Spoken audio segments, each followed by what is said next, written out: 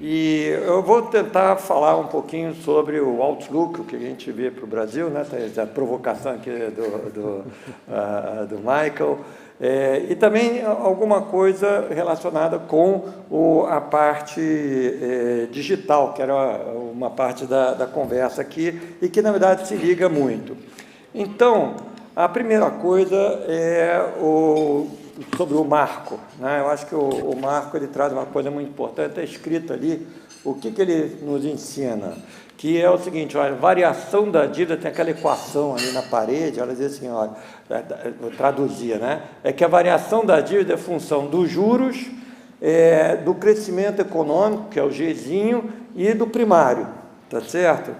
E eu não vou falar dos juros, porque os outros já falaram. De qualquer maneira, o Furlan, com o auxílio do Senado, conseguiu fazer o relaxamento monetário, né? Nos espalhou aqui, então nem vou falar aí do primário, que eu acho que o Mansueto e o Henrique vão falar mais e melhor do que eu. Só vou comentar uma coisa em relação ao primário. Para a gente cortar a despesa, o caminho que a gente tem pela frente, o que se chama ali spending review. O que é spending review? Você olhar o que existe de gasto, fazer uma análise bem detalhada e ver como que você pode continuar alcançando os seus objetivos, talvez gastando menos. Eficiência, eficiência, eficiência. A gente fez um pouquinho disso quando estava lá em Brasília, depois isso foi ratificado, virou até na Constituição, já tem um grupo lá, o SEMAT, né, que é um conselho, agora é uma das ênfases da ministra, né? Temos lá o secretário Firpo, e é fundamental, porque, como disse o nosso presidente Roberto Campos,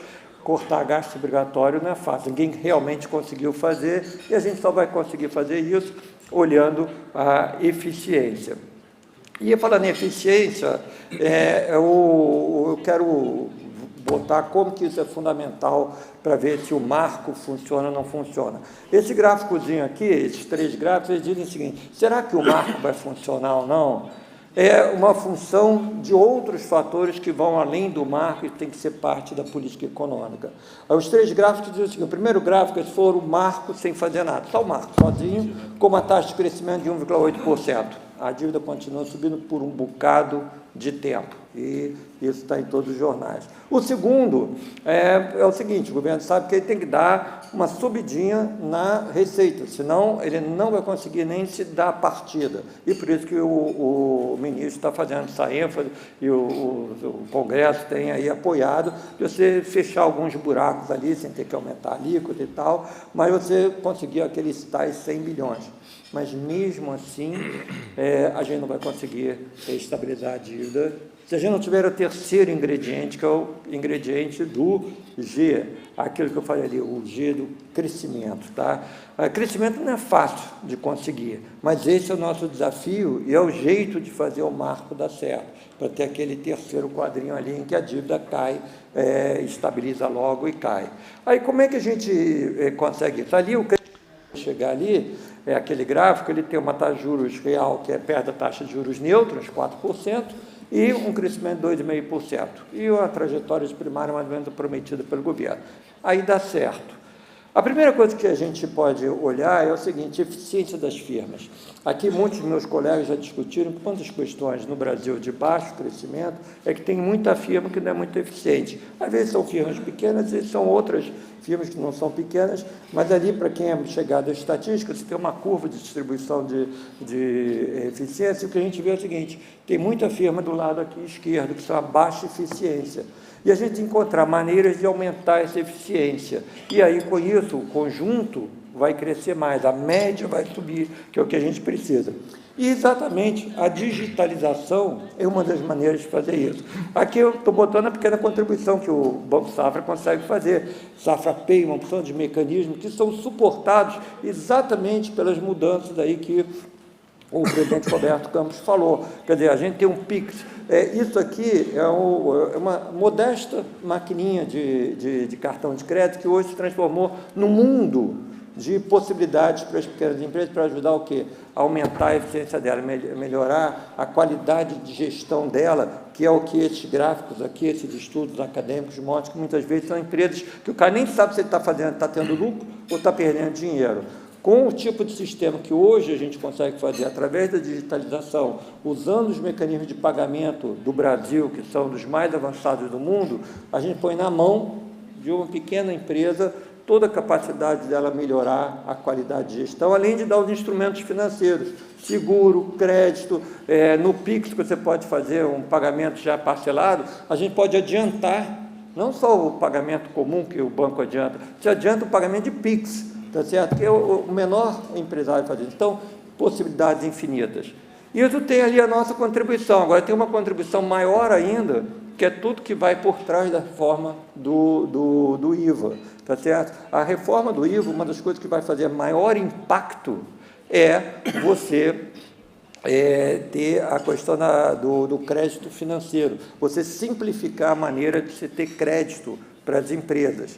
Então, com isso, quando tiver só uma alíquota, quando você reconhecer o crédito financeiro, tem que discutir se aquilo entrou, não entrou no produto, quem conhece ICMS, a mesma coisa, a mesma confusão, você elimina tudo isso. Para as empresas, hoje, o Roberto Campos mostrou lá um dos gráficos, a gente fica lá com os burundins, em relação a alguns parâmetros de recuperação de crédito, a gente também fica muito mal no custo de pagar imposto. É difícil pagar imposto. Com a reforma do IVA, vai ficar mais fácil pagar imposto e as empresas vão receber o dinheiro que é delas, dos créditos, mais rápido. Isso o Bernardo Apio outro dia estava explicando, está trabalhando no ENCAT, a gente conseguir essa automatização com a nota fiscal eletrônica, você hoje tem capacidade de fazer isso, graças à digitalização, que pode revolucionar a economia brasileira, e com isso a gente ganha pelo menos meio ponto. E com isso, juntando ferramentas para as empresas, o VAT, o IVA, com a automação dos créditos, a gente vai poder tomar máxima vantagem da melhora da educação do Brasil. Uma das coisas que acontece com a gente é que a proporção de pessoas com mais educação tem aumentado. Isso é importante porque, às vezes, as pessoas dizem, a massa salarial está crescendo, o salário está crescendo. Mas se você tiver produtividade do outro lado, se tiver gente com mais qualificação, e se você tiver capital, se acompanhar o capital humano com o capital físico, de tal maneira que as pessoas possam ser mais produtivas, você vai ter salários que sobem, mas sobem porque as pessoas são mais produtivas. E a boa notícia, quando a gente olha o custo unitário de trabalho do Brasil, é que, na verdade, aí com a ajuda da política monetária, a gente provavelmente no primeiro trimestre vai descobrir que o nosso custo de trabalho caiu. Isso é uma boa notícia, significa que a gente está sendo mais produtivo. Esses são os ingredientes para a gente ter o G de 2,5, crescimento 2,5, fundamental para o marco dar certo. A outra coisa é investimento. A gente tem que voltar a aumentar o investimento. Eu sei que para essa plateia não estou dizendo nada que vai ofender, muito pelo contrário. É fundamental. Para a gente crescer 2,5%, provavelmente o nosso investimento tem que crescer uns 5% a 7%. Parece uma coisa enorme, mas a gente já cresceu. Os gráficos aqui, eles mostram, primeiro, a contribuição, quanto que o investimento já ajudou. E a gente vai descobrir que no período lá de 2004 até 2010, o que fez o Brasil crescer teve consumo, mas também teve contribuição do investimento. E se você olhar a média de crescimento nesse período do investimento, a gente cresceu o investimento em média 7%, tá? É aquela curvinha laranja que está ali. Então é o seguinte, é possível. Mas hoje não tem a China. Mas tem opção de outras coisas. E uma das coisas que a gente tem é que se a gente tiver uma estratégia organizada para aproveitar as vantagens que já foram comentadas ontem, vão ser comentadas hoje, que o Brasil tem nessa corrida do net zero, da economia de baixo carbono, a gente consegue ter uma visão de investimento, tá certo? Que não quer dizer gastar dinheiro, não quer dizer ficar dando subsídio, pelo contrário, porque são coisas que a gente tem vantagem comparativa, desde que a gente se organize, a gente tem uma infinidade de oportunidades de investimento. E é isso que a gente precisa fazer.